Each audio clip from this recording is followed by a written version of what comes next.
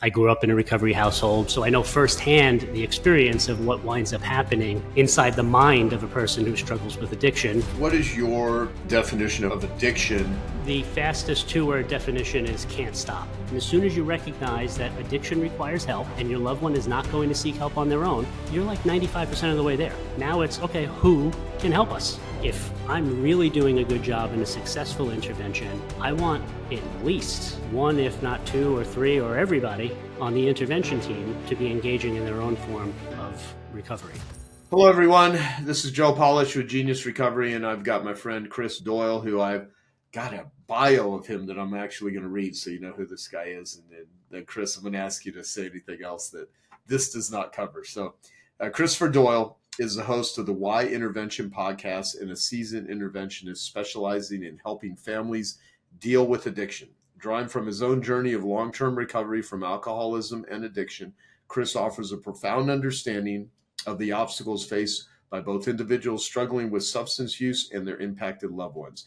In 2023, Chris retired from the New York City Fire Department, where he served as a firefighter and the head substance abuse counselor and interventionist, providing critical support to his fellow first responders and their families. Currently, Chris delivers personalized parent coaching and intervention services, having guided hundreds of individuals to achieve sobriety.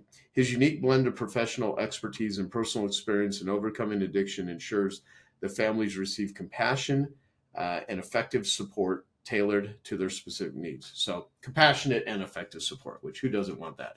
So Chris, great to have you here. Great to be talking with you. And how this came about is we were talking the other day with a group of people and just about some of the stuff that you have put together and how do you get it out to more people in the world, because most of the way that you do what you do is people hire you personally and you're there literally in the difficult, worst conditions for most people, but this is right up your alley. Being a firefighter, this is another way of fighting fires, but just not the ones that have flames attached to them, but certainly. So what didn't I say about you that would be good for people to know before we get into sharing some some insights on how to deal with addiction for those that have it and their loved ones? I don't think that we just mentioned my personal recovery background. I have over 17 years sober now. I grew up in a recovery household. Both of my parents are sober. Well, my father passed away with 23 years sober. My mother is approaching 50 years of sobriety now. She'll be sober in the next couple of months, 50 years. And so, growing up in that environment, I was exposed to, all the picnics, all the parties, all of the friends. Everybody was sober. And despite having that experience growing up, and despite knowing that there was a place that people go to get help for alcohol or drugs, it still did not discriminate. When I, tested the waters and started drinking for the first time, I still then became an alcoholic. And so I know firsthand the experience of what winds up happening inside the mind of a person who struggles with addiction, because my mind immediately started trying to convince me that I didn't have a problem and I wasn't going to be like mom and dad. And so even knowing that there was a place to go to get help, it never occurred to me to do that. So despite how bad my, my substance use became and how bad my addiction became, it never crossed my mind to ask anyone for help or to seek help or do anything about that. And so if it wasn't for my mother taking action, when she did, to get me to go to my first recovery program, it's not like I would have gotten sober that day on my own. And of course, that's what I'm all about, is what's the external motivating factor that really ends up getting people sober initially. And we'll talk more about that as we go, I'm sure. Yeah. So, what do you think about the thought of, if you see sober parents, and I'm not going to be like that, but I'm going to test the water anyway. How much do you think of that played in from a rebellious state, or just like, oh, well, they had trouble with it, but I'm not going to have trouble with it. So let me see. Because that's always been an interesting thing about the human psyche, about the psychology of how do people, even when they're surrounded by maybe, I don't know if you would call it good role models or whatever, there's a certain sort of rebellion. There's a certain, I want to separate myself from the parents that causes people to go down a particular path? Because both of us meet people that don't seem to have a lot of trauma in their lives, at least physical or sexual, and they still have addictions. And there's other people that I believe addiction is a response to trauma. And a lot of my views. I don't think it's the drugs that are the problem. I think it's the drugs or the behavior or the solution. The question is what's causing them to use that in the first place. So anyway, to not go down a total tangent, how do you think that plays in for not only yourself but other people? Because I'm the only reason I'll just say this to make sure I'm framing the question properly. I remember a friend that I had where her parents were, really ministers. Her father ran a church, and she was one of the most rebellious sort of individuals. And it was because of how she was raised in this constant behave yourself sort of environment. And there was a part of her that just said, screw this. I don't want to behave. It's so. Yeah, I mean, in my personal experience, I grew up in Rockaway Beach, New York, which is a big Irish Catholic drinking town. And so I certainly fit right in as far as the demographic goes. Because of both of my parents being in sobriety, the only leg up I had there was that I did have some kind of healthy fear about what might happen if I were to drink or use drugs. And so I actually delayed that, comparatively to my peers, by 2 or 3 years. And I didn't start drinking until I was 15. Most of my, friends started when they were 12, 13. And so on the front end, there was a little bit more respect. To your point, though, as soon as I started drinking, that's when the thinking came in of, I'm not going to be like my parents. I don't have a problem. That's essentially the main delusion of somebody who's struggling with an addiction. The initial delusion is, this is not a problem. I don't have a problem. I'm going to make this work. I'm going to figure this out. This is great, but I just need to figure out how I'm going to, manage this, but we're in good shape. And then that delusion progresses to, I don't need any help. And that can be present with someone, all the way up until they die. They're believing, I don't need any help because I don't have a problem. Yeah, that's the real delusion that needs to be challenged and addressed. When we're talking about how do you help somebody with addiction. Well, I guess I'll go to because I've asked this question many times. What is your definition of addiction versus someone that's just say a heavy drinker but they're not really an addict, or they maybe have binging periods of life, maybe on a frequent basis, but they have not yet, their life is not out of control. Because this is confusing, especially for many people that often listen to these things, that seek it out. They're functional addicts, people that are so down and out, they're or so struggling, or oftentimes not the ones that are hearing this. And most people that would hear this conversation are frankly family members or people that would be trying to figure out how to help one of their kids or one of their loved ones that's struggling with addiction. So how would you define it? The fastest 2-word definition is can't stop. So, and of course, every definition that you're going to find from anybody that you've interviewed, and if you do a Google search and look at all the different organizations and their definition, they're going to have some sentence fragment that relates to continued use despite negative consequences. Right. So the difference between dependence and addiction is that person who might be dependent and might be relying on it in troubled times or whatever it may be, they never lose the ability to decide to stop if they want to. So their life may be getting out of control, and they might have some issues that like they really shouldn't be drinking or they shouldn't be using drugs. But if somebody were to come to them and they were prompted in some way to have a conversation and say, like, like, we're worried about you and we're concerned, they'll take that seriously, like someone who doesn't have an addiction. The addicted person is going to be in denial. That's where the fight's going to come, and I use the term fight kind of loosely. The disagreement, you're going to be faced with the denial and the delusion of, I don't have a problem and I don't need any help. I'm fine. I got this under control. I can handle it. I can stop whenever I want. This is not a big deal. And however that conversation is going to go. But I think that can't stop is the easiest the easiest definition to use because it's not just about what's happening when the person is under the influence, it's also what's happening when they're not. So, they're hungover on Sunday morning, and when they come to, they say to themselves, I'm never going to do this ever again. Like, I can't live this way. And we're talking about someone now, by definition, let's just say we're talking about someone who's addicted. Okay. Mm-hmm. And this addicted person is waking up on a regular basis all by themselves saying, I can't live like this anymore. I don't want to do this anymore. I have to stop. That's it. I'm done. And then by Thursday or Tuesday or sometimes later that day, they are drinking or using drugs again. So the can't stop feature is not only when the person is using the substances, it's also when they're not. Despite the fact that they're promising themselves, I'm not going to do this anymore, there they are doing it again. And that feature is why it kind of flies in the face of some of the common misconceptions of they have to want it, they have to be ready, they have to hit bottom. What I'm saying is that, Keith Cunningham has a quote in his book where, the conventional wisdom rarely passes the sniff test on common sense. Yeah.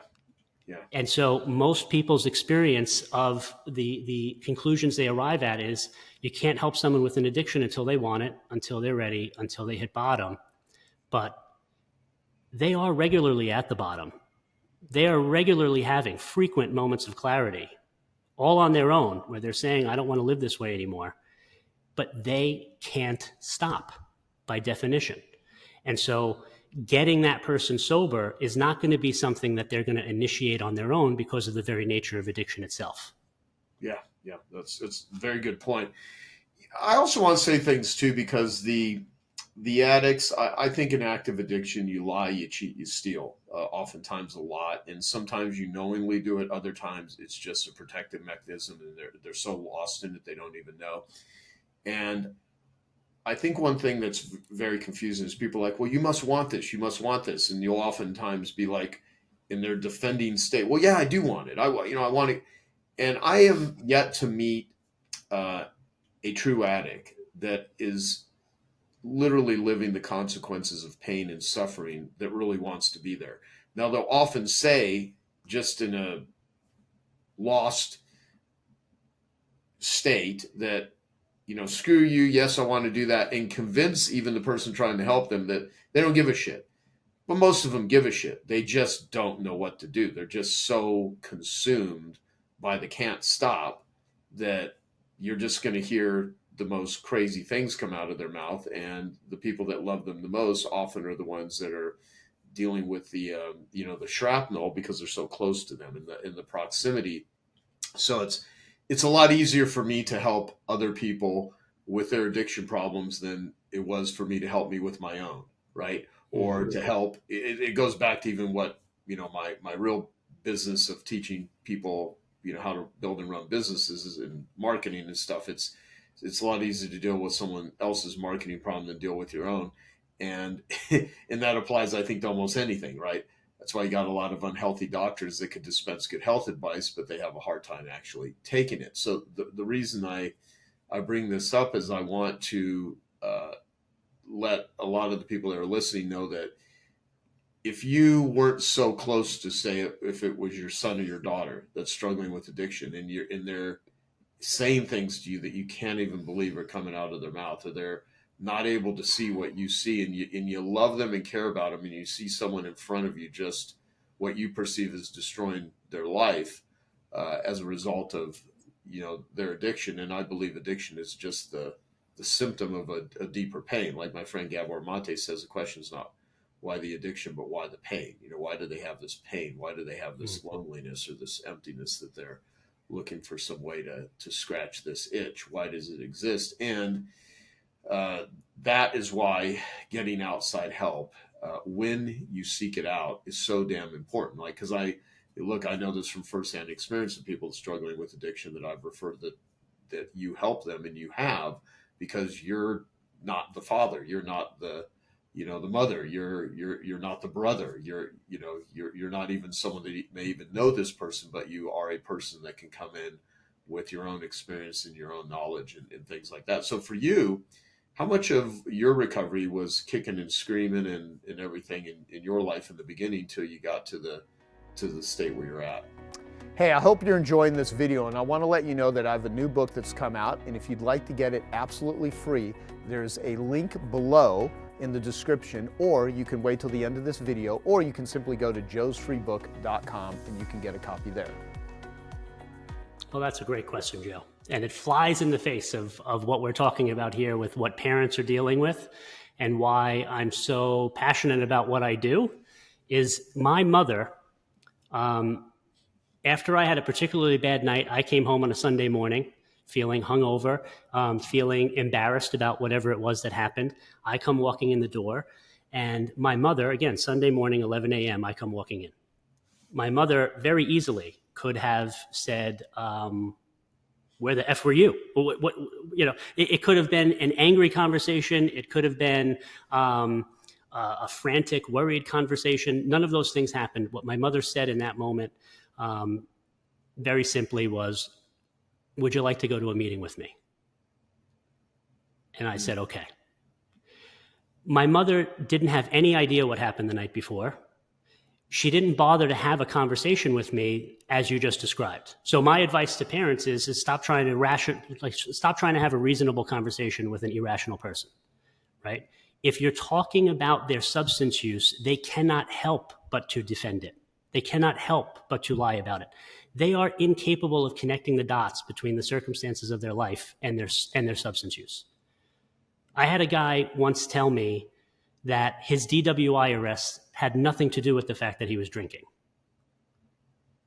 Now, when you think about that, is so extreme a rationalization that I almost wanted to be like, okay, hold on one second. Let me just go let me get a coffee. I'll come back and I want to hear this one, because this is going to be incredible how you've arrived at this, conclusion, But of course I was counseling, and you said, oh, tell me more about that, And then he started to, just reveal all these details as to why he really believed that this DWI, it was the cop's fault, it was entrapment, it was 1:30 in the morning, I wasn't even that bad, I hardly even drank that much, I only blew a .09, 0.08 is the limit, right? I've had far worse nights driving home.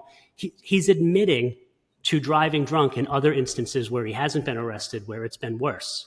Yeah. But he's trying to convince me, with all the rationalization he possibly has, that he does not have a problem, and he does not need help, and he doesn't have to go to rehab. He doesn't need to be here. He doesn't have to be sitting across from me. This is all a big overreaction. If that cop didn't have it out for me, all of that is the thinking that is typical of someone who is struggling with addiction. So as a parent or a family member, you might be listening to that and thinking like, oh my God, like that's so extreme. That's the thinking that's taking root in your child right now, if they have it. If they're 17 years old, I got sober at 17 years old the first time. And I was a full-blown addict and alcoholic. That doesn't have anything to do with the quantity. It doesn't have anything to do with some kind of, like that I had dozens and dozens of consequences. It just has to do with the reaction of alcohol and the substances that I was addicted to on my body and what happens in my brain. And that's what's going on in the brain. And so once you identify that, you go, okay, my kid has an addiction. So I'm not going to have direct conversations where I'm trying to reason with him and get him to see it, because that's not going to be effective. What you want to focus on is what's the practical, tangible step you can get them to take when you can see that they're in pain, when they might be having a moment of clarity and they might be saying, you know what, I don't want to do this anymore. Because again, that thought is happening frequently. And if you can learn how to identify that, then it's as simple as presenting an opportunity for recovery. Expecting that someone is going to stop using or stop drinking and be sober, get sober, stay sober forever without them actually getting help and being connected to a helpful resource, that's irrational for us as a society and as families to have that expectation if we understand that this person is dealing with addiction, which means they're not going to stop. It's continued use despite negative consequences. So waiting for some big major consequence to happen in the hopes that that's going to wake them up and they're going to realize, oh my God, I have a problem. I'm going to stop now. That's kind of happening all the time, but it doesn't lead to them stopping. They drink and they do drugs again. So they have to be connected to the helpful resource. And that's what an intervention is all about. Yeah, I mean, one of the things that you've told me too is oftentimes if I just give someone's number, in your particular case for an intervention or for someone that is a therapist, sometimes they'll call a therapist, but rarely do they want to call an interventionist unless you put them together. Even when someone is seeking it out, like a parent or a family member or a husband or a wife, it's like, you got to talk to this person. And even then, what's funny for a lot of people you need to realize is that you think the addict is being resistant. Oftentimes the people that are trying to help it, they're resistant as heck too. And, Sure. and on one hand, it's, I have a friend that wrote a book called Come Here, Go Away, Ralph Earl. And then Marilyn Murray, another friend of mine, she's an 87-year-old therapist who wrote Prisoner of Another War, and then the Murray Method, which is all about trauma. And to go back to the line, come here, go away, now that's really spoken in the context of sex addiction, love addiction, where you want someone to come here, but you're also pushing them away. And the come here, go away behavior for help is just notorious for people that struggle with addiction. So how does someone, how would you recommend, because you explained it, but I want to go a little deeper with this because I think it's really good. How do they need to show up? How could they show up? What are some, and I know there's no perfect way because there just isn't. I mean, this is a very complex sort of issue. So to enroll or invite someone into getting help that has all kinds of barriers to resistance and all kinds of rationalizations, and like you mentioned, try to talk rationally to an irrational person is very difficult. And so you obviously didn't feel threatened or attacked or accosted or being accused of anything when you walked in and your mother said, "Would you like to go to a meeting?" So what state was your mother in that allowed her to do that? Because that is a place of demonstrating her own recovery, and I think it's really important for people to hear in piece apart what is going on there. Yeah, I mean, so I just spent the last couple of months writing a book, and so I have about 130 pages or so that's discussing it's an answer to that question. Right?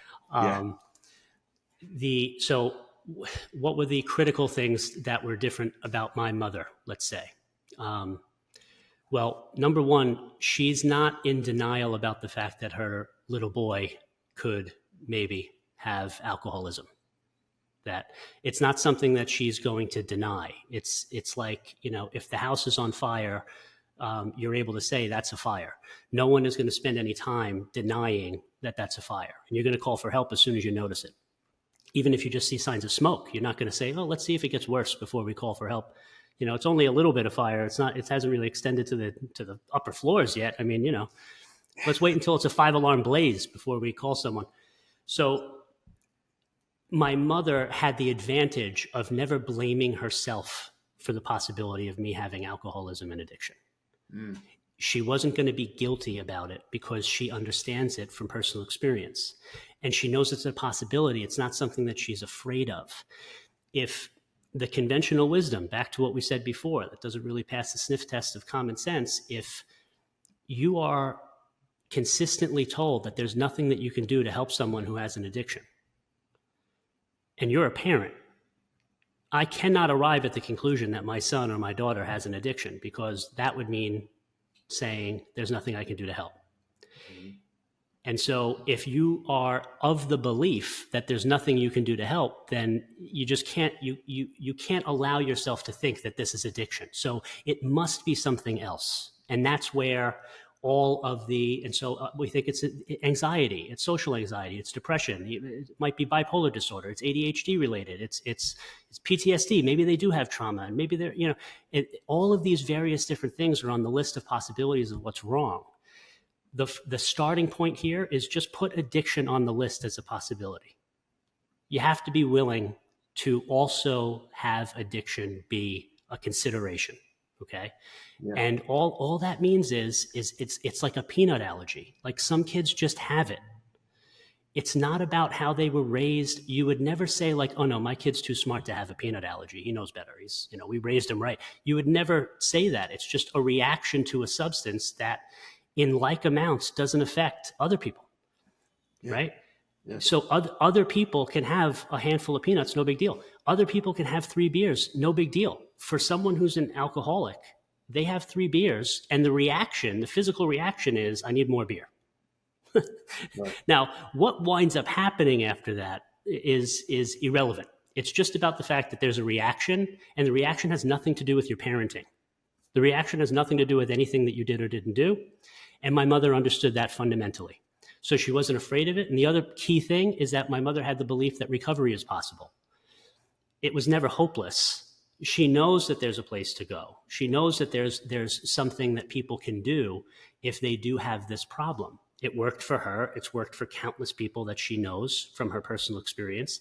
And so she knows that there's a solution for this and that there's a place that she can bring me to. And I think that that's probably the reason why, I spend probably so much time on this and explaining this piece of it. As an interventionist, one of the key strengths is that as soon as you start telling me some of the details about what's going on with your addicted loved one, I start cycling through the Rolodex in my brain of what potential recovery programs are going to be right for that person.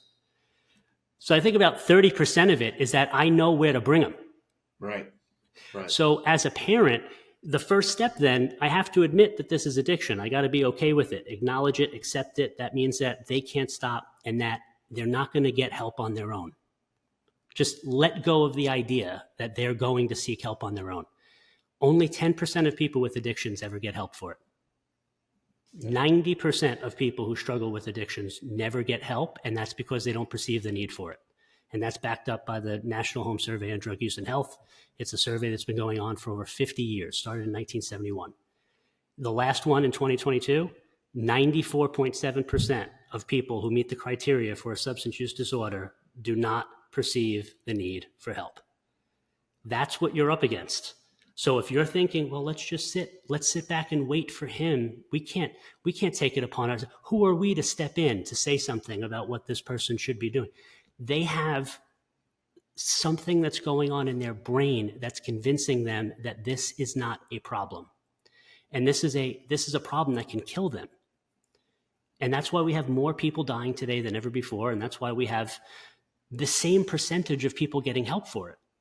And really, the ones who get help are the ones who were intervened on. Now, sometimes those interventions, we're not talking about family, although that's often the case, but they can be unpleasant. It could be jail systems. It could be, overdoses. You're in the hospital.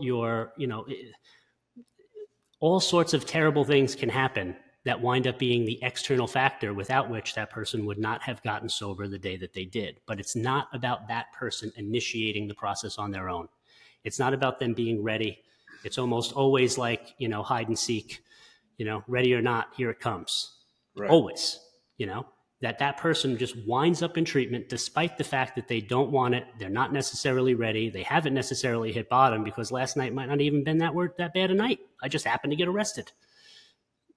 And the judge says, would you like to go to jail? Would you like to go to treatment? I'll go to treatment, Your Honor. That's how people get started. And oftentimes that's how people get started from the family perspective as well. When a wife or a mom or a dad, they just had enough. That's it. We can't have the car anymore. We can't do this. We can't, I'm not going to be able to live this way. You can't be around the kids drunk. Whatever it might be, that ends up being this precipitating factor that if it wasn't for that person doesn't get sober that day. And so really it's about the opportunity for recovery that's being presented, while at the same time that person is facing a moment of clarity where they're being kind of confronted with the reality of the situation in a way that they're not able and capable to do on their own. Yeah, no, that's very good. That's very good. Well, the term substance use disorder, do you know the origin of when that first started being used? I mean, and I'd like to get your perspective on the use of that term versus addiction, because I work in the world of not just substances, but also behaviors and process addictions, which, consist of workaholism and sex addiction and gambling and gaming and food and codependency and all of the other Mhm. elements of things that can manifest themselves into Can't Stop. Right. Yeah, substance use disorder, I believe, first came into effect with the DSM-4, the Diagnostic Statistics Manual, the fourth version, and they looked for 11 criteria. And what they did was, instead of saying it's kind of like an either or, pass fail, you're an addict or you're not kind of thing, it became let's take a look at substance use disorder in a way of mild, moderate, or severe. And so if you had 2 or 3 of these criteria, you mild, 4 or 5, moderate, more than that, severe. I think that it's kind of like a helpful perspective shift, but at the same time, it does miss a bit of, it misses the can't stop feature of what's happening when the person is not on substances.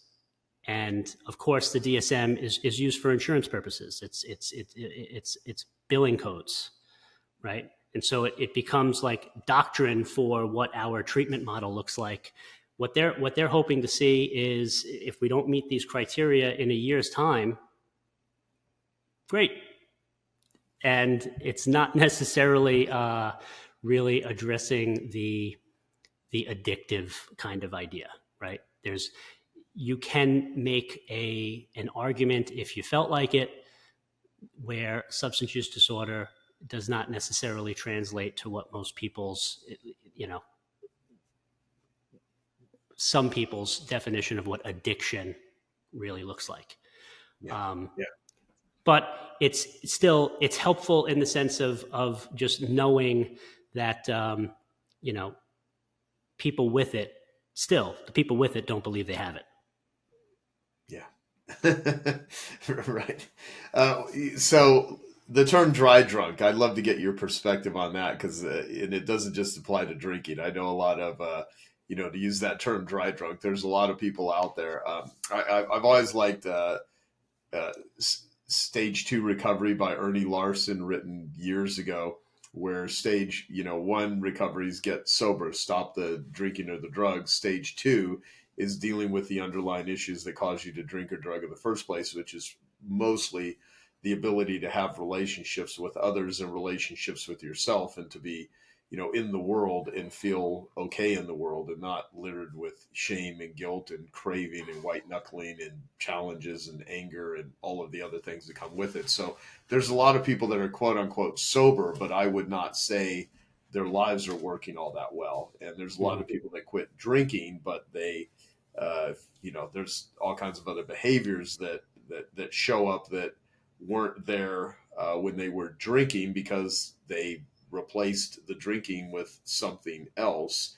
And there is this idea of, I got to replace my addiction with whatever, and people will try to come up with positive addictions, which I've never really liked associating the word addiction with anything in a positive way. Although I cannot tell you, not a day goes by where I don't have someone going, yeah, I'm addicted to taking care of my children. I'm addicted to exercise in a good way. I'm addicted to, positive thinking. And I'm like, oh yeah, I kind of know what you're kind of saying, but I view addiction as suffering. So I don't really buy the whole positive suffering aspect, is the way my brain looks at it. So I want to get your views on that. Dry drunks, people that are sober, they're not consuming the substances, but they certainly still have a very difficult, life.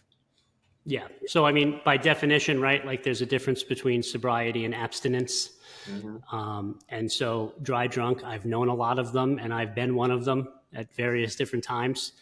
And, I think that if I were going to personalize the question, from the ages of from 17 to 23, I was mostly sober. I had half a dozen relapses over that period of time. And of course, from my parents' perspective and the people who love and care about me, they would have liked to have not been on that roller coaster, right? They would have liked to, I got sober at 17 and I stayed sober, and that would have been the end of it. And of course, that would have been lovely. But grand total, if you looked at, and so this is like on a long enough time horizon, and this kind of answers the question of, well, we tried that and it didn't work. We sent him to rehab and it didn't work. He went to meetings, he tried that. He says it doesn't work for him. On a long enough time horizon, right? From 17 to 23, I was mostly sober. I mean, in combined total, all of the relapses were less than a year's worth of actual substance use. And while my addiction, the active use, it got much worse and it was severe. And, like, I don't wish anybody to have to go through that, like towards the end, it was, I had almost, 42 straight days of drinking and drug use, like every single day. It certainly didn't start out that way. And so there's your progression of how bad it can get. But I needed every bit of the help that I received over that 6-year period. And so while I was a dry drunk for, probably half that time, because I never faced the causes and conditions. I never faced the traumatic instances. I never faced the pain and, all of those things that were kind of driving the addictive behavior, right? As you say, and as we say a lot, right? Like, the addiction is not the problem. It's the indication that there is a problem, right? The substance use is the solution for the problem. The problem needs to get addressed. And if somebody wants to, convey that as, and so now I'm addicted to something else, well, does that address that core problem or not? Does going to the gym address the core trauma maybe that was fueling your addiction? Or is that just something that makes it feel better? Yeah. What we want to do is really address it so that you're making the need for a solution obsolete. It's now you're just living a sober lifestyle because you appreciate it and you're not insane anymore. I'm not crazy enough today to believe the thought that if I have one drink, it's just going to be one drink and it'll take the edge off. If that thought comes to mind, that's as crazy as the thought of, when I look over the edge of a building and a little voice in my head says, jump. Well, I've never done it. I've never actually jumped anytime I've ever looked down from a height. But even if my brain says it, but there used to be a time I was so insane that if my brain said drink or get high, I would just do that instantaneously because the thought came to mind. Right. Now I'm sober. And if the thought comes to mind, it's just like any old thought. It just comes and it goes. And that's what recovery is like for me, because I've actually addressed those core issues, because I actually am, in a deeper way, I've experiencing sobriety on a daily basis, not just abstinent, not just dry, not just white knuckling it, but sober today. Hey, I hope you're enjoying this video, and I want to let you know that I have a new book that's come out, and if you'd like to get it absolutely free, there's a link below in the description, or you can wait till the end of this video, or you can simply go to joesfreebook.com and you can get a copy there. I like it. No, there's some really great insight into everything that you just shared. And one thing I want to highlight is that every step of the way it was important. Let me say it in a way, because I hear this, as do you, all the time. We tried this and it doesn't work, and they think it's like was all wasted. And I could understand how people would feel very frustrated and very hopeless in situations, especially families that have exhausted all their financial means trying to get a family member sober, and they're still in the soup of chaos, right? And that's a very difficult thing to come to grips with. And I will say, speaking from my own experience, it took me years. The drugs and alcohol, although I was so bad that I easily could have died. I was a wreck. I was an absolute wreck when I was a drug addict. And when I got sober from doing drugs, I still drank for periods of time. And even to this day, I've never considered myself, quote unquote, an alcoholic. And I will say, anytime I was acting out sexually, workaholism, anytime that alcohol was introduced into the mix, it made it a hell of a lot easier, to do all the other stuff. And getting sober from the drugs and the alcohol was one thing, but then the sexual trauma from the abuse as a child was the really core addiction for me. And it was years, and it wasn't really until I had done so many meetings, so much therapy, inpatient treatment, plant medicines, where the grip, where the periods of time just started getting longer and longer and longer, and the white knuckling that pretty much was most of my early adult life, later, all the way up into my mid 40s, because I'm 56 years old now, where it just really had a grip on me. And there would be moments and times and months at a time, but it would just, something would come back. And then finally, I just started realizing, wow, I've gone a really long time. And then a year goes by, and then 2 years and 7 years, and now it's a different ballgame, right? And all that being said, had I not done all this other stuff before, every little thing that I did was a domino, every little break. And I'll give an example. So there was a period of time where I was going to meetings, and I was going for sex addiction, Sex Addicts Anonymous. And they had a brown paper bag, which was like a 12-step sort of newsletter. And I remember reading something in there that said the line, you're not here in meetings. You're not here for where you've been. You're here for where you want to go. And I didn't get to where I wanted to go for years, after I had read that, but I always kept that in my mind. So every time I was like, it's going to be a waste. I've been there, done that before. I would always remember, I'm not going to the therapist. I'm not doing this thing because of where I've been. I'm doing it for where I want to go. And I always wanted to go to a place that was not mired in addiction. I just wanted to go to a place of being connected. And that one line I held with me for years. And it just, now, if I would have said it was a total waste, I've acted out, I have challenges, then I could have easily given up. And believe me, there's a million times that I wanted to give up. And there are times where I gave up in the moment, just said, okay, I succumbed to it. I can't control it. Can't stop, just like, every addict understands what I'm saying here. For non-addicts or people that don't realize they're an addict, or they're trying to help an addict, all the things you're doing is not for where they've been. It's where you want them to go and where they ultimately want to go. And so the point is, do you believe that relapse is part of recovery? Because I've heard that term a lot, and it can be very confusing because it could be used as a cop out. It could be used as an excuse for, what, I better drink. Relapse is part of recovery. And I also, it's very rare that I've ever met someone that just went to treatment, just went to a therapist, just went to a 12-step group and smooth sailing from there. So what are your thoughts on that? Yeah. Relapse isn't a part of recovery. Relapse is a part of addiction. So if that person isn't connected to the resources that they need for the potential for ongoing sobriety, then it's inevitable that we're going to go back to the only thing that works. I mean, as we're discussing, right? I mean, white knuckling leads to succumbing.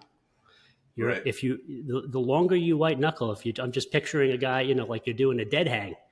They got like the carnival thing. Like if you can hang on this thing for 2 minutes, you'll get $1,000. They know it's, like it's going to be tough for you to just hang in there, eventually you're going to slip. It's just inevitable. Right. But if you have the right support, if you have the right resources, and it's just like, okay, when you let go, you're not going to fall. We got you. And so part of it is the right resources. And that's why so much of what I do also is just the pre-selection. It's the pre-research. It's not scrambling to get someone into a rehab when all of a sudden an opportunity presents itself. And now we're just going to Google the first 1-800 number that comes up and send them anywhere. We think that might work. You really want to make it as closely applicable to the individual, specialized as possible to meet their needs. You know, if they're going to be sitting in a place anyway, you might as well have them getting access to the resources that are going to be the most helpful and the most effective.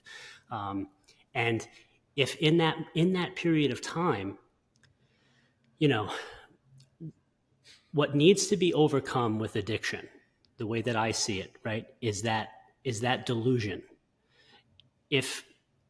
If someone's sitting in treatment, what you're really hoping happens is that before they leave, they're going to have a better than a 51% grasp on reality.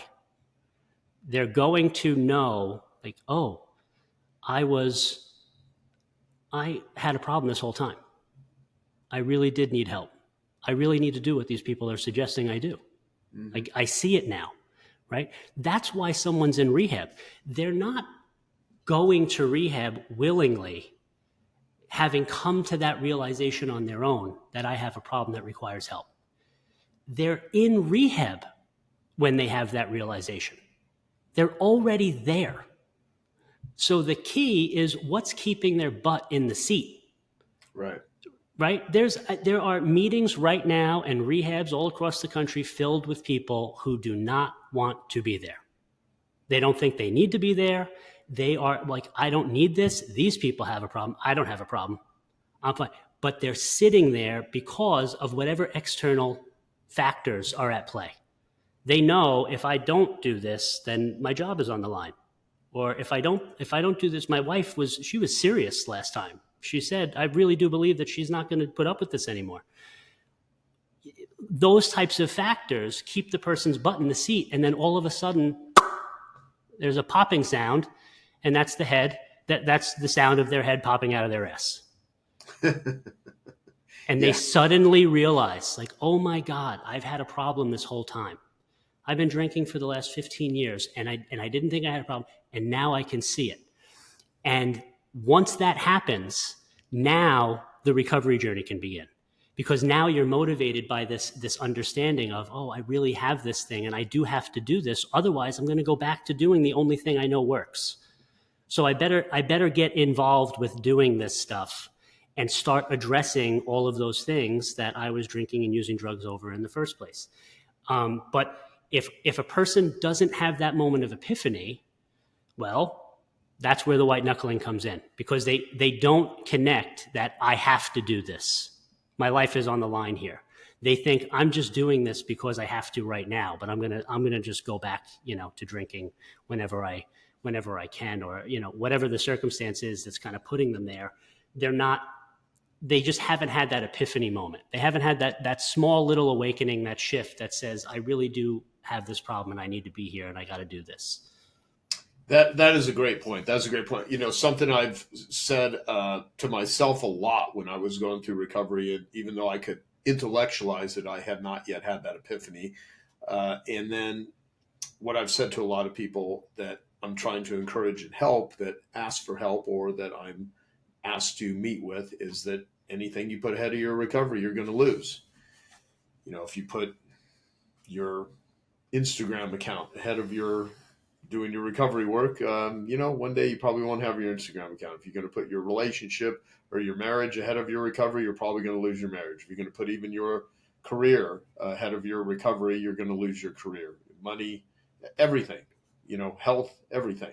Yeah, I got to work out, but I'm going to go get hammered and do drugs after I'm done working. You're going to lose your health. And so the epiphany moment, what's funny is it made me think of, because I have no idea where this person is at right now, but years ago, Dr. Drew, who wrote the foreword to the book I did with Anna David and Hal Elrod, The Miracle Morning for Addiction Recovery. So Dr. Drew wrote the foreword for our book, and he was doing a celebrity rehab sort of on sex addiction.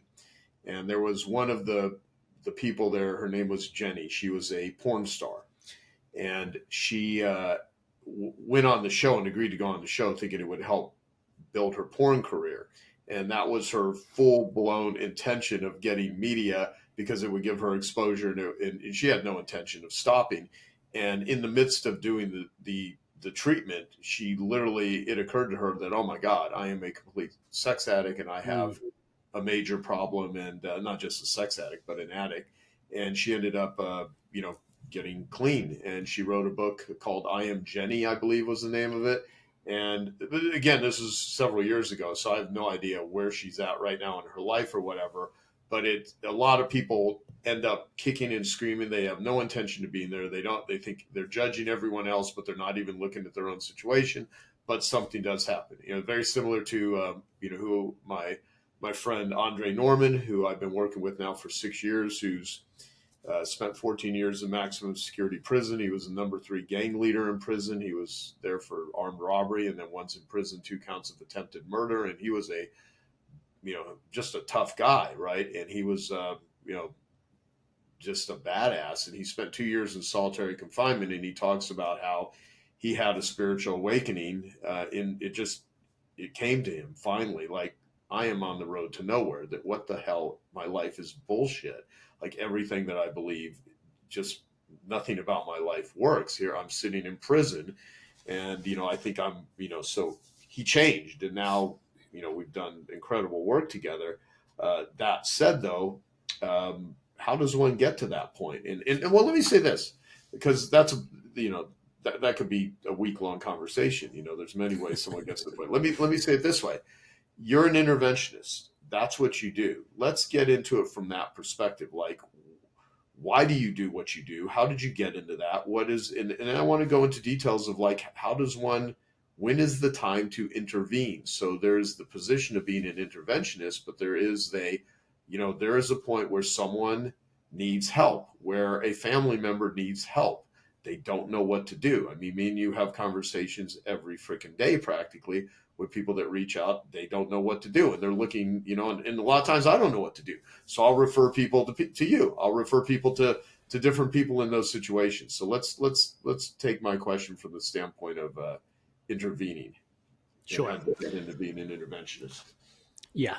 So, I mean, there's a lot of practical answers that we can go over here. I think of it as kind of like a natural progression. This is kind of silly, but this is how I'm thinking about it in this moment right now.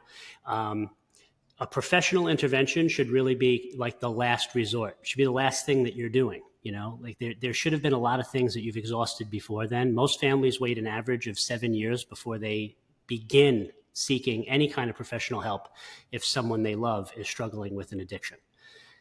At the same time, you just had an interview with Dr. Anna Lemke, right, who wrote Dopamine Nation, and she said she's confirming, right? So she works at Stanford, and she's confirming the idea that we know very well that they're the last to know. I was the last to know. You were the last to know, right? We were the last to know that we had a problem because that's the very nature of addiction itself. Well, who was the first to know?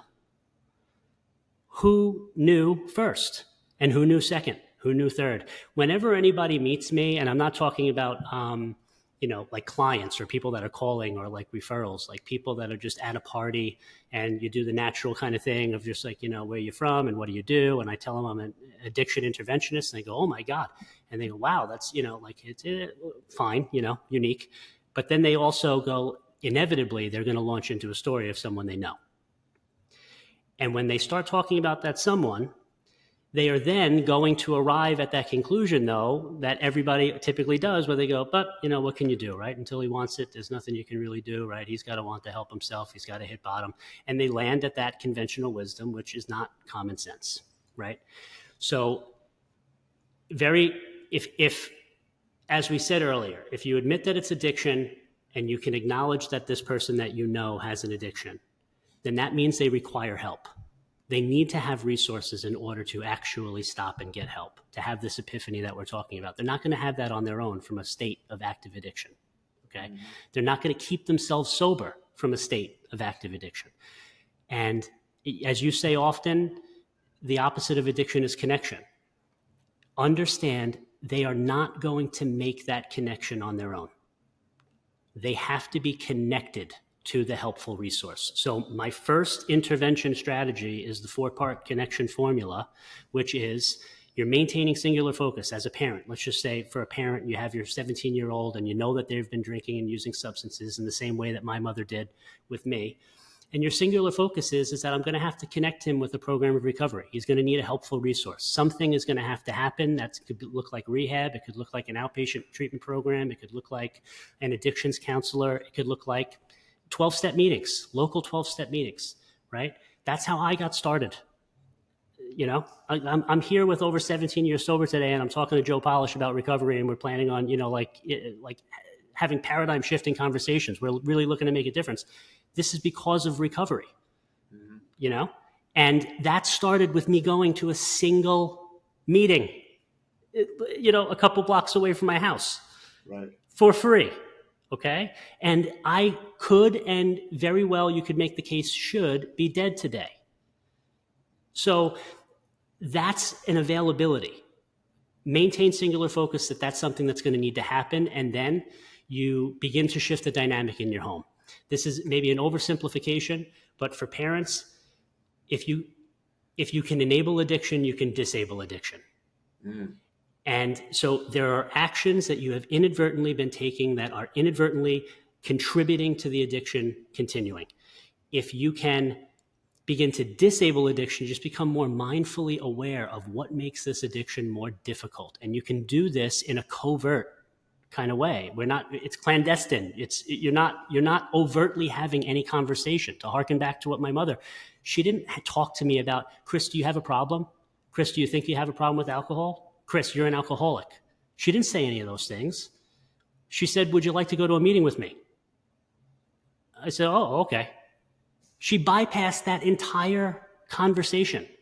So in shifting the dynamic in your home, you're just doing things that make it difficult for addiction to just go on unabated and uninterrupted. The next step in the 4-part connection formula is to seize that leverageable moment. The moments of clarity are happening frequently. The problem is that they're fleeting.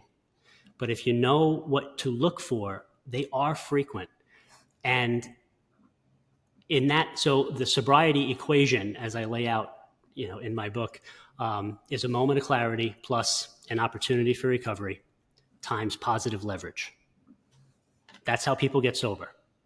It's the leverage. The leverage is the last piece of the puzzle, right? But without an opportunity for recovery being presented, again, we're not just going to get sober out of the clear blue sky. If my mom doesn't ask me to go to the meeting that day, it's not like I'm going to wander into the meeting all by myself later that day. She had to ask me, which meant here's the opportunity, and I took it. So she saw the moment of clarity that I was having. She presents the opportunity, and then, you know, at 17 years old, there wasn't really that much leverage. Occasionally, you know, and then this is what will happen when I'm talking to parents. We can definitely get sideways on a tangent here, and I don't want to go too deep, but put it this way. Everyone has leverage. You're definitely going to find those things that matter to your addicted loved one. And matter in a positive way. It doesn't necessarily have to be consequential. It could just be like, you want to go to college. You want to have this car. You want to do that. Like, you just start presenting these things and you imply the consequence of what's going to happen if this substance use continues, that all of these things that you want are threatened. Mm-hmm. So it doesn't even have to necessarily be about these hard boundaries and things that you're taking away. You can just kind of present it almost like a thinking out loud kind of, like, I mean, what's going to happen if you go to school and you wind up, having to drop out because of, whatever you can like relate to, to their particular, circumstances. And so that's the first kind of intervention. And then the next is sometimes there's going to be a situation where you're going to have a conversation that's going to have to be a little bit more formal, but still it's just a natural progression. So let's say your kid gets into a car accident or something, and you know that it was because they were drinking, right? Or they were drinking at the time. That's now elevated to, we have to have a serious talk. You shouldn't just fly into that conversation, without any kind of guidance whatsoever. You can take a circumstance like that and use that to get them the help that they need if you're sharp about it, And then that doesn't have to turn into this major thing. But what I'd really like to kind of emphasize is that there are a number of solutions available that you can be utilizing so that it doesn't have to be a 5-alarm blaze before you do something about it. Yeah, I want to ask you a question. Yeah, that's very good, very helpful. And I want to go a little deeper in some of these things. So I'm assuming you've probably watched quite a few of the intervention shows on television. I haven't. No, you haven't. Okay, okay. No. And I have some. That's been a while though. I usually don't watch. Again, things change, and oftentimes there's some really valuable things that are put together. But I remember one of these celebrity rehab shows. I looked up who was behind it, and at the time it was. I won't even mention the names. People can do the research if they want, but I couldn't believe it. It was one of the guys that put together one of the celebrity rehab programs for drugs was also one of the founders of, at the time, one of the biggest porn production companies in the world. And I was like, Jesus Christ, it's like, are you serious? And so much of human suffering is turned into, online now, but back in the day, television entertainment, right? Shows like To Catch a Predator and all these things. And it's like, let's witness and be voyeurs of these, scoundrels and these criminals, and let's watch someone go through an intervention thing. And, it occurred to me that if any of the shows, which maybe they do have good resources and solutions, because I've not watched all of them, right? So I can only speak to what I have seen in my interpretation of it. If they would have shared, like, well, here's how to think about it. You just watch this intervention. Now, if you're dealing with this in your own life, here's what to do. Here's the lessons. Here's the resources. How much more helpful. But again, that wouldn't be as entertaining as watching the train wreck, right? And that's the challenge with this is people, they will witness and view the news. I remember I interviewed Ryan Holiday years ago on his book, Trust Me, I'm Lying. And he, Confessions of a Media Manipulator was the subtitle. And what was his name? Oh God, it's slipping my mind. The person that owned most of the newspapers like 100 years ago in the media in the United States, he had a line where he said, the purpose of the news is not to inform, it's to startle. It's not to inform people or even give news, it's to startle people. And if you keep people in a startled state, well, I think in a lot of ways, how would you compare the way that you do your process, your intervention process versus a traditional approach, if there even is such a thing as a traditional approach to intervention? My approach is different in the sense of I get excited to present as much information as I can for free. And then if I can give you just a little bit of extra oomph in a single phone call, nothing brings me more joy, to be honest with you. Yeah. I really want to have intervention be ubiquitous, that families should, as soon as they identify that our loved one is struggling with an addiction, the next thought should be, okay, what are we going to do to intervene? And not have it be the sensationalized TV version of intervention, because it never has to get that far if they see it early. Some cases, of course, there's complexity, there's co-occurring mental health disorders, there's lots of various different situations, and we can't assume that the addicted person is the sickest person in the room. Right. That is, say a little more about that. That's a really good point because, man, I cannot tell you how many, and you've dealt with this countless times, and it comes a lot from successful families. When I mean successful, meaning they have money, and there's like, well, we got the messed up alcoholic son, and everyone's enabling the person, everyone's contributing to it. The person's living in pain and shame, but they still are totally fine with drinking around him in droves at the parties, but then simultaneously telling me in a half-drunken state at times that their son has a drinking problem. And it's so, yeah, elaborate a little bit on what you... Well, the way that I'm thinking about it in this moment is, again, addiction is not the problem. It's the indication that there is a problem. And so the way that addiction manifests itself can be very different, as you've already described, in all the various different ways that people have, these behaviors that you can see, from gambling and sex to love addictions and money addictions and everything. But at the core, very many people are being driven by the same sorts of concerns, the self-centeredness and the fears and the guilt and the shame and the remorse and the various different things that are driving them, their own delusions and their own, their own struggles, their own pain, their own suffering. And they're not consciously aware of how their behaviors are potentially negatively impacting the people around them, right? And so when I say they're not necessarily the sickest person in the room, the addicted person, they can be, the addiction itself can be an indication that the entire family system has issues, right? And so sometimes an intervention is not sometimes, oftentimes it's kind of like a staggered thing. It's like I'm helping each person as we go, as we lead up to this conversation that's going to happen with their addicted loved one. But if I'm really doing a good job in a successful intervention, I want at least one, if not two or three, or everybody on the intervention team to be engaging in their own form of recovery and some kind of support resource for every individual person, and to have them arrive at the conclusion that I'm not going to this recovery program for them. I'm doing this for me. Yeah. I'm doing this because I can use this. And if the starting point is just at the very least, you have been negatively impacted by your loved one's addiction.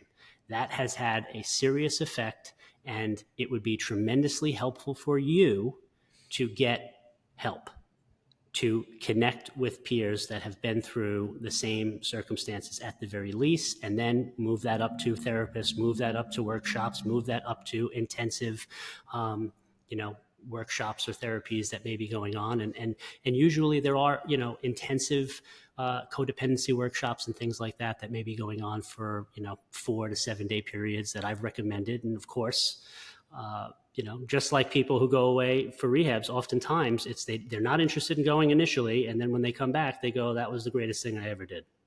Right. Thanks so much for recommending that. And the other added piece of leverage for any family members, so it's like if the addict is the last to know and you're the first to know, well, as it was with my mother's case, if there is no better way to help your addicted loved one than for you to go through the paces yourself. If you have entered a recovery program yourself and you're able to model recovery and you're able to model going through the very same resistance and challenges that they're going to feel, because oftentimes I'll recommend it to parents and say, let's say, go to Al-Anon, and they're going to come back and say, I don't think that was for me. I didn't like it. They're just talking about this and they're talking about that. And it's like, yeah, that's exactly what your son is about to go through. Right. So if you can overcome it, then when they say it, then you get to have a very different conversation. You get to have an empathetic conversation where you go, yeah, I know exactly what that's like. I had to get through that too. But if I just sit through the hour, usually I hear one or two things that are really helpful and I find it valuable. So that's why I keep going.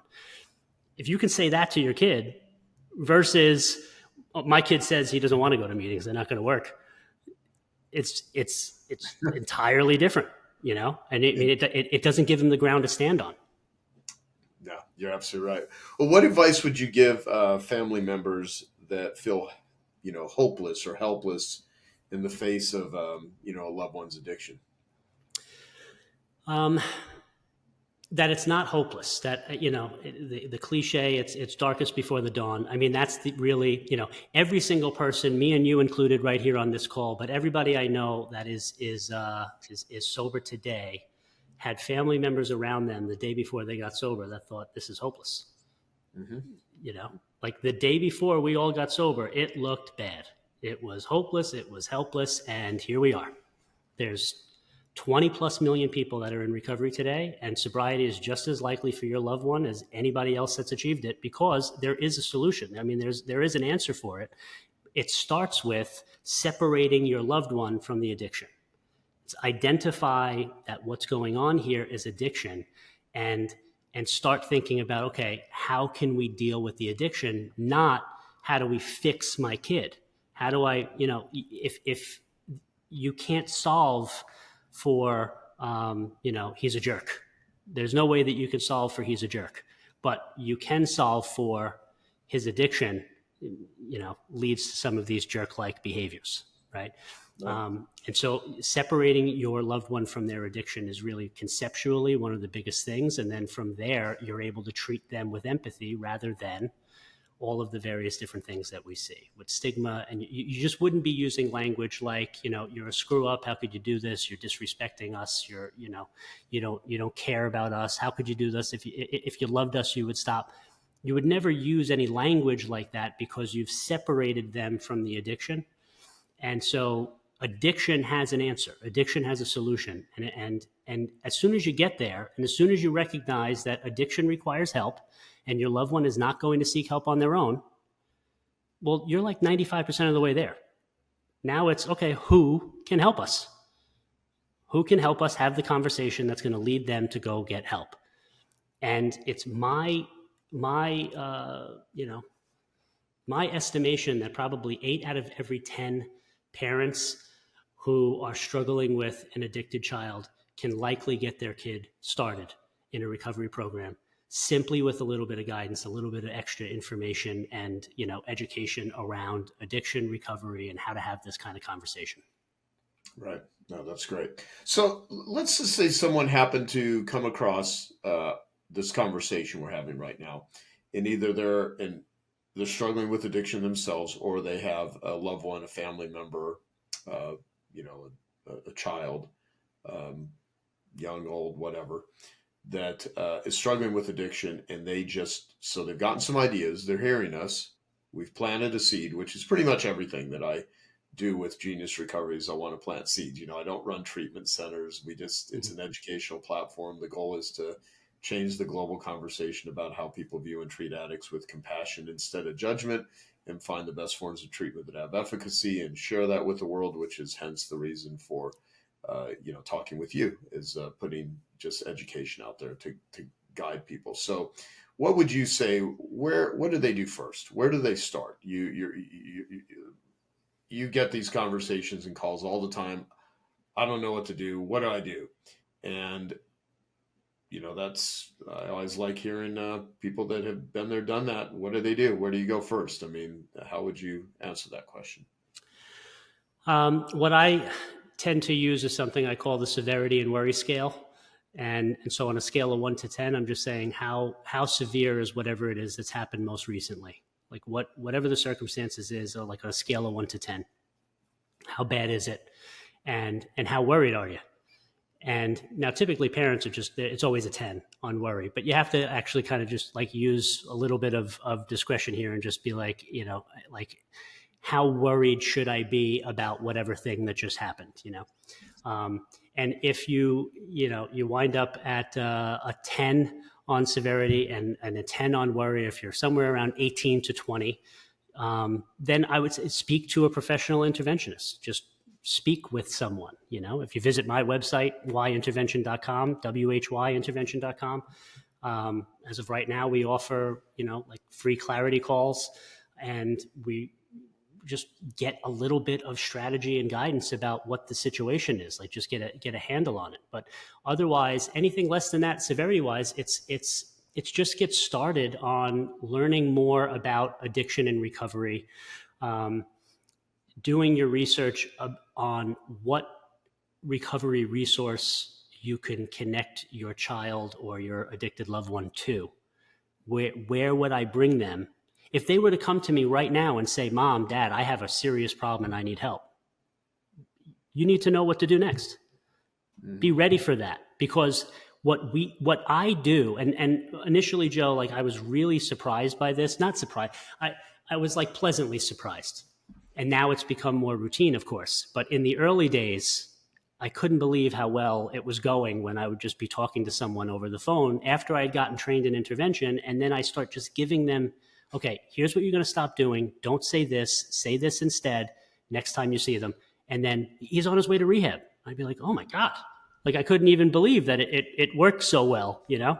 And so you have to have the resource lined up. You have to have your plan ABC, like have it, know what you're doing. I think that's probably like really legitimately about 30% of it is that now you have a tangible place in mind. You have a tangible outcome, you know, and you don't not research it because you say, well, I know he's just going to say no. He's just going to refuse anyway. So why would I even, that's a bad, like do the research and find the place, you know, consider your insurance information or whatever it might be, but find the resource, even if it is a local 12-step meeting, whatever it is, have it in mind. And then you're already really, as soon as you start educating, then you can go to your own 12-step recovery program also. And I have the Why Intervention podcast. There's a Genius Recovery podcast. There are literally dozens, hundreds of free resources available that are going to give you, you know, more insight into addiction from the minds of people who actually were dealing with it, you know, so that you can navigate this thing in a different way. And of course, get your own support. Getting support from people that have been in your shoes is invaluable. And everybody has a program that works for them, you know. So if you try Al-Anon and Al-Anon's not the one, recently I worked with a mom who, as soon as I found out that her father was an addict, I suggested adult children of alcoholics. And then it was like, she was like, this is the best thing that ever happened to me. You know, like this is because now it's so narrowly identified to her now where it's like, this is what is going to help me. So once you're working whatever program of recovery that might be beneficial for you, that can't help but to have a positive impact on the people around you. Yeah, no, that's really good. I want to get your views on 12 steps and groups in general.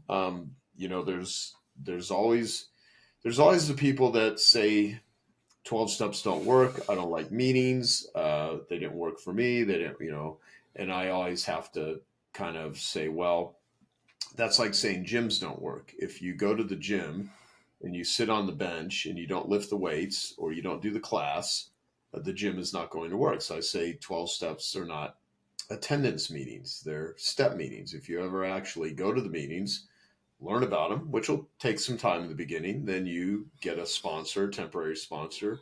There's all these people that are there with the whole purpose of sharing experience, strength, and hope. A bunch of addicts loosely held together by a bunch of voluntary, you know, contributions of the members, and you don't even have to pay. They're free. If you don't have any money, you can sit in on a free 12-step meeting.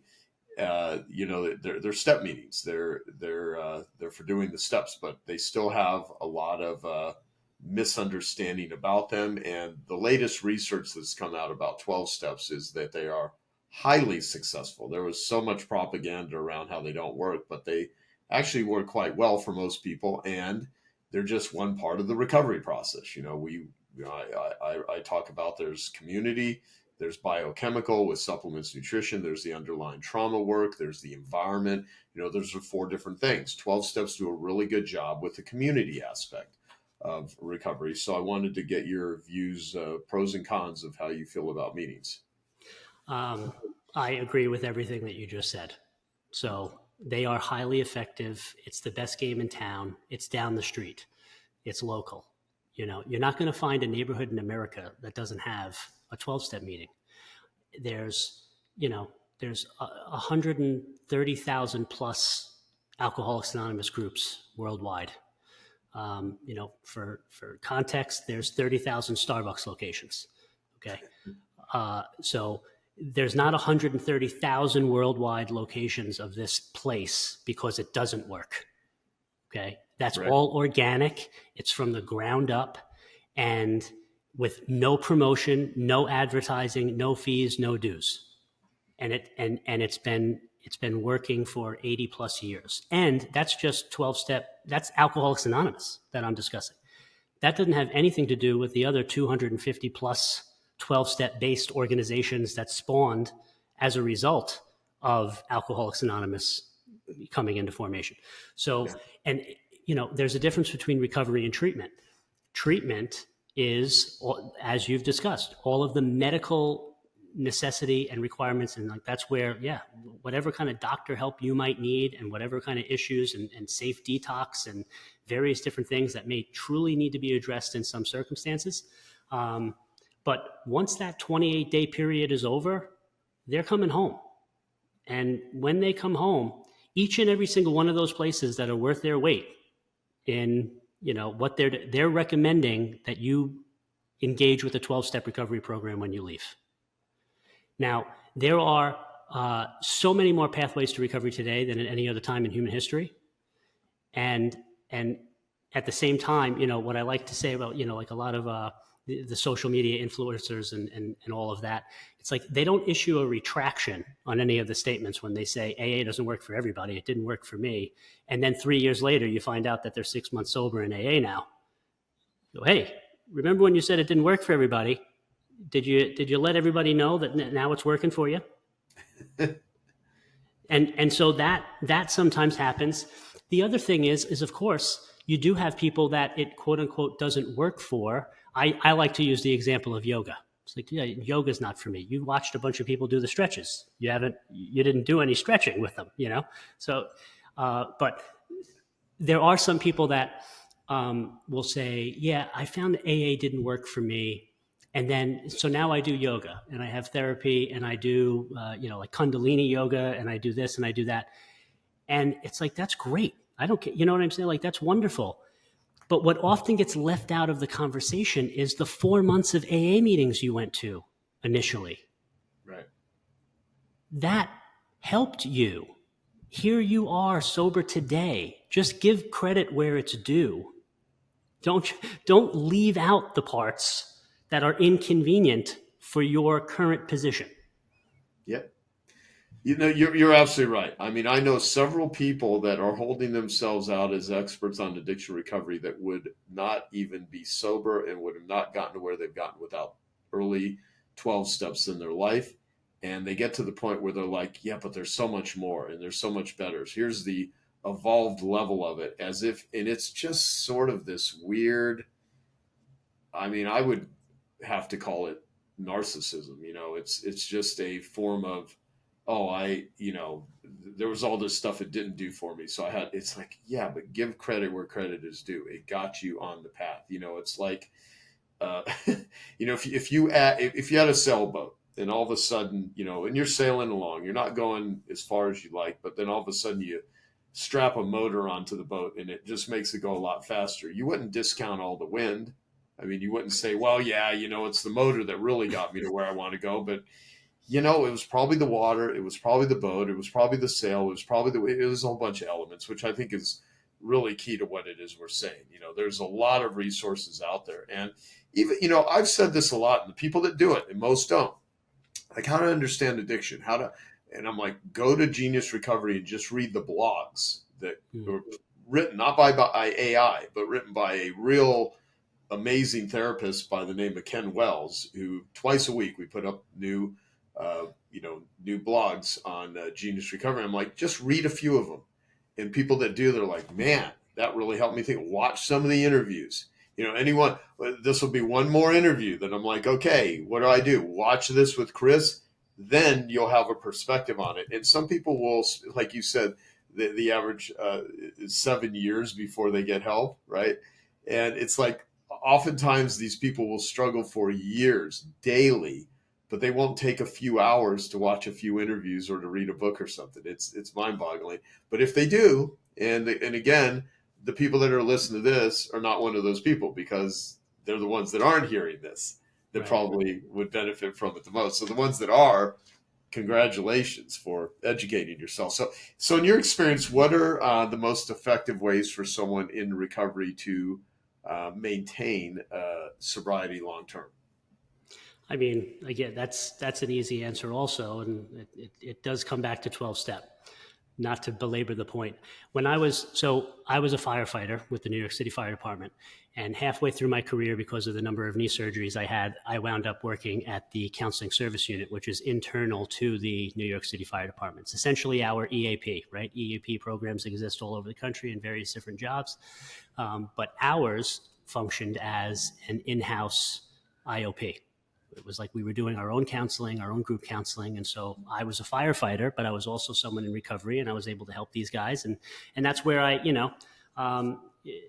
really learned how to do this. I had the, defiant, hard-headed, heels dug in, I don't have a problem, never giving up drinking kind of people.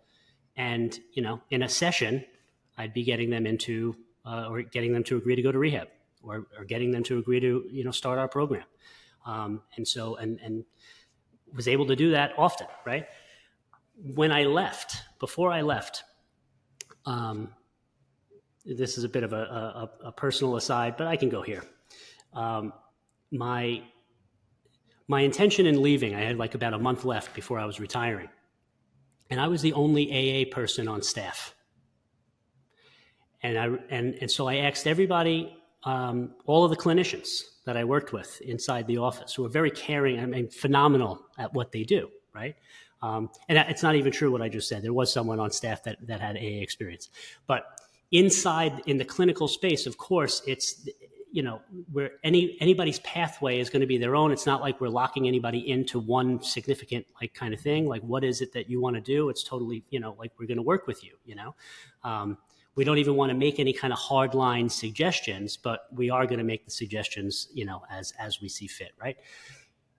But in this private clinical meeting, I just asked everybody. I said, of the people that who are doing really well, that have 3 years, 5 years, who are involved, who come back and sit with guys and meet with them, and that are really doing well in sobriety today. What are they doing? Are they doing anything other than 12-step? Nobody was able to come up with anybody. Right. That I don't want to go. I feel like that could get you in trouble, right? Yeah. To say that. But in this particular meeting and that particular experience, and having asked that question, it's like, of the people that come back with numerous years who are still involved and helpful, all of them are engaged with a 12-step recovery program. That's pretty wild. Like, I was at a event. I'm one of these weirdos that is not a quote unquote addiction therapist. I'm not a therapist, right? I'm just a guy who's been in recovery for many years. I think I've probably spent more time and money and effort in my own recovery journey than many people that have gotten trained as therapists. But all that being said, and I know some of the top in the world, and what I also know and also respect are the ones that have actually don't have quote unquote credentials, but have a life that shows they have figured out what to do and how to live a life that works, versus a past life that was just chaotic and traumatized and whatnot. And I was at a event, oh man, this must have been at least a decade ago. And it was mostly for behavior addictions, a lot of CSATs, sex addiction therapists, and certified sex addiction therapists, CSATs. And I went up to the mic, and there's about 220 people that were there. And everyone's like, are you a doctor? And I'm like, no, everyone there was like trying to figure out how to run their practice and be a therapist. And all the sponsors are treatment centers, hoping that these therapists will refer people to their treatment facilities. And some of the treatment centers are great. Others I just consider super exploitive. And so that's all. We could do a whole nother conversation just on the business of rehab. That being said, I went up to the mic. I said, has anyone here ever seen a patient or addict that that has ever gotten sober and stayed sober without 12-step groups? Not a single person raised their hand. And I was like, that is really interesting. Now, today, I know people that don't go to meetings, that seem to live a, good life of recovery from medicine journeys and doing stuff. But what I find, though, is they all have community. And so if you call it a 12-step or whatever, but the ones that do not, silent battles are the hardest battles to fight. You're as sick as your secrets. No one that's a true addict that I've ever met ever does it in isolation. If they have, I've never met them. So that's my views. And so I agree with everything you're saying. And I think it just reinforces a really important point that I think most people don't realize, and it minimizes that. So this, as a firefighter and counselor for first responders, I guess, what are the unique challenges do you see in addressing addiction with these high stress careers and professions? I mean, police officers, a lot of people in these intense things have a lot of addiction issues, drinking, drugs, oftentimes gambling, high risk, sexual behavior. So, what challenges come with those sort of businesses and those sort of careers? Well, given what I've discovered along the way here, I don't think that there's as much challenge as I thought to getting sober. Again, I think that that's just the solution there is leverage. Mm-hmm. The issue is the staying sober part. And as we've discussed, the staying sober comes down to, am I willing to face those things within me that need healing? Am I willing to go deep on those issues? And so the challenges in those types of professions there are going to be things that they don't want to look at. There are things that are maybe personal to them, as well as things that are, extreme circumstances that they may have been party to, that they push down with drinking, and all of the other things that might happen. So I don't necessarily think that it's that much of a different challenge as far as, the professions themselves. I think that that's just a recovery journey for pretty much most everyone. It's a readiness to face those things that are driving whatever these behaviors are that are giving me these momentary pops of relief. And instead of, just drinking or using drugs or the sex behavior or whatever it may be, just to get a little bit of relief, those things need to be addressed. And a lot of people, they're just not willing to face that. And you're not going to do that on your own, like you said. And so I think that the challenge is really the capability of the people around them to get them there, to have them feel safe enough to open up, to go there, and so it all comes down to safety initially, really. And I think to that point too, 12-step recovery is not a panacea in that way.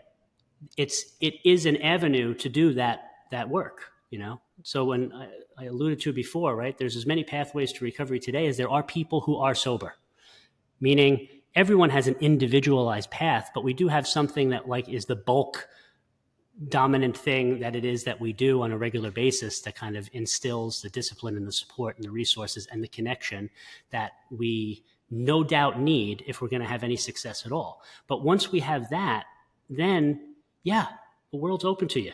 What books do you want to explore? What people do you want to get involved with? What kind of different modalities and various different things? Is it going to be therapy? Is it going to be yoga? Is it going to be, spiritualists and spiritual books? Is it going to be the motivational speakers? I mean, what's it going to be? But everybody is when we're talking about addiction, and this is the other challenging part of the conversation, just as an aside, but some people are saying, I don't really do the 12-step stuff because I don't really need to. And maybe they don't, because they weren't really they didn't need it, but for the ones who do, man, it works pretty well, so the real challenge to staying sober is just getting comfortable with facing those things that you're too afraid to face, and recognizing that once you get on the other side of it, or at least I can just say in my personal experience, every single thing that I didn't want to do, as soon as I did it, I thought, what took me so long in doing that? Why was I so afraid to do that thing, And then as soon as I faced it, it was better. As soon as I faced the next thing, it was better. And then as soon as I was challenged by somebody, okay, now it's time to do this, I'd be like, no, I don't want to do that. And it would be, and that was the way it went. I'd say, no, I'm not doing that. I don't want to do that. And then I would do it. And I'd go, what took me so long? But eventually I got all the way through, and, I faced a lot of those things, so I don't have those, the old solutions are no longer solutions. That's it. No, that's really good. You know, the Joseph Campbell line, the cave we fear to enter holds the treasure that we seek. I will often tell people that are a little gun shy of going to a 12-step group if they want to help, say, a family member. I'm like, go to an open one. Just open 12-step groups are available to anyone. Closed ones are for people that identify as an alcoholic or whatever the 12-step group happens to be around. But just go to one and see. And you will, there's enormous amounts of support that's out there if you simply avail yourselves of it. So what did I not ask you that I should have or could have asked you, or any particular topic that you would like to bring up if there's any that we did not discuss?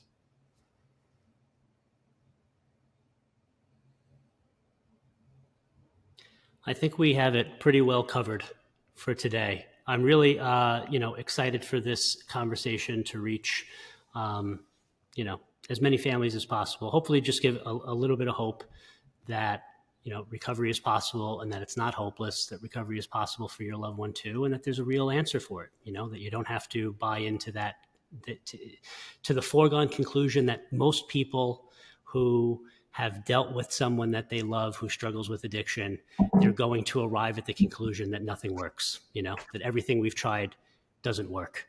It hasn't worked. And yeah, because it was never going to work. That's the unfortunate truth. None of that stuff was going to work because you were dealing with addiction this whole time.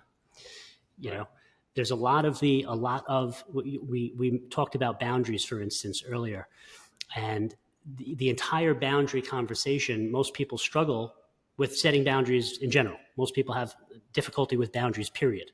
But then when you're dealing with addiction, it's a whole different set of boundaries. Your typical boundary conversation does not apply when you're talking about addiction.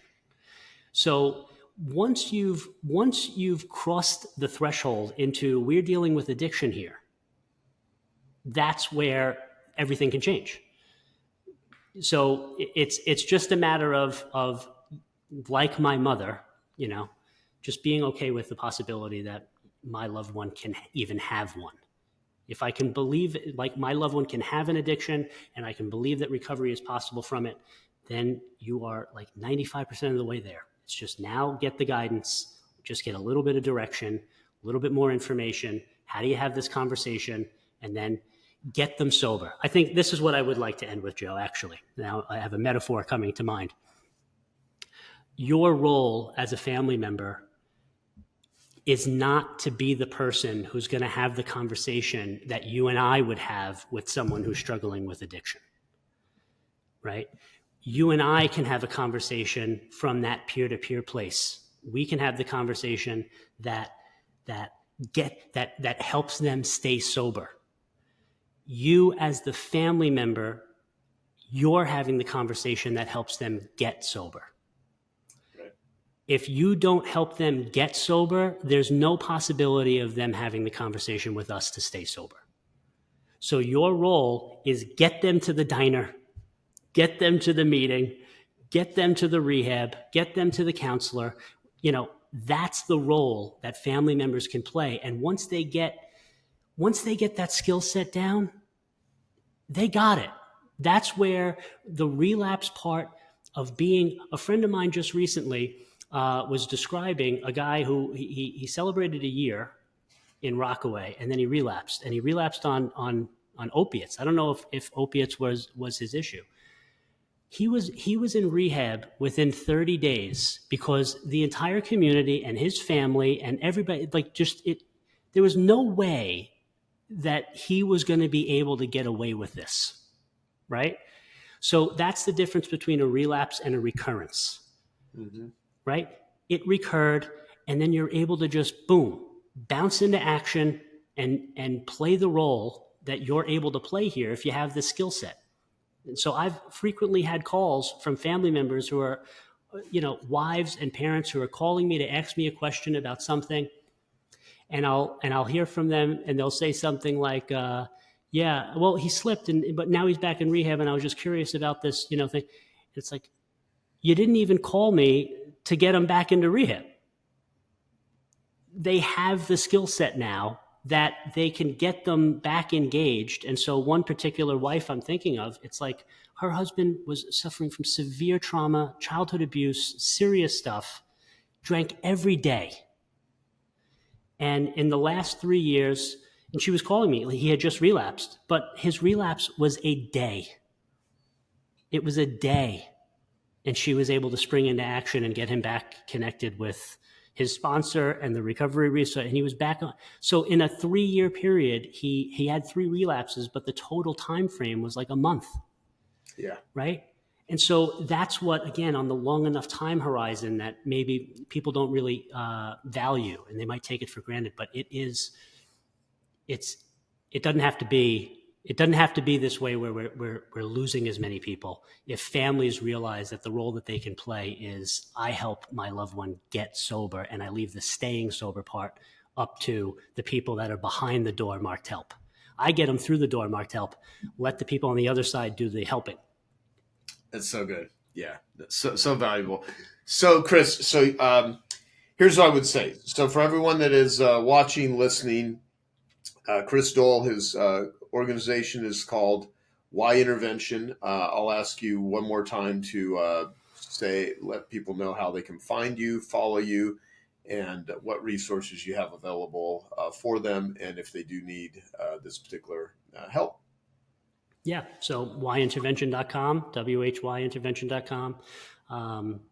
I'm on Instagram. That's the handle, Why Intervention. You can follow me there. I have a lot of free resources on the website that you can access. I have the Why Intervention podcast. We have over 80 episodes, interviews, and education on very niche intervention process, conversation, and what you're dealing with. And of course, I think we still have the free clarity calls available now. I wrote a book recently that should come out at some point. I don't know when. Actually, I think I might make it available to have some people do some beta reading. Follow me on Instagram if you want to have the pre-release version of my book. Let's say that. If this will be a time, if you're watching this within a couple of months of it posting, follow me on Instagram and you'll find out how to get a pre-release. Perfect. And what I will say is that this is not going to be the last time you'll hear from Chris. I mean, we've got a whole great team of people at Genius Recovery. And we're going to be, at the time that we're having this conversation, we're about to put our recovery kits out into the world. And we're going to direct people to resources, including even a recovery clone where you can dialogue and ask questions. And this conversation and some of Chris's material will be fed into that. And, our goal here is just to help people that struggle with addiction. So if you found this valuable and useful, then utilize what we talked about. And if there's anyone in your life or someone that doesn't know what to do, and certainly I'm yet to meet someone that does not have someone close to them that is impacted by addiction, because I think it's the greatest global crisis, and so many of the problems in the world, if you go to the core of the stem from it is from untreated addiction. And there's a lot of resources available, as you clearly just heard with Chris. And so we want to wish everyone the very best, and hope that you found this super, super useful and super valuable. So thank you, Chris. Appreciate it. Thank you, Joe. You're the best, man. Thanks. Okay, I hope you found that video awesome and useful. So if you want to get a free copy of my book, I want you to click here. And if you want to watch some more videos that'll be useful and awesome, click here. Go ahead. They're over here. Do it now. Come on. Thank you. Watch them.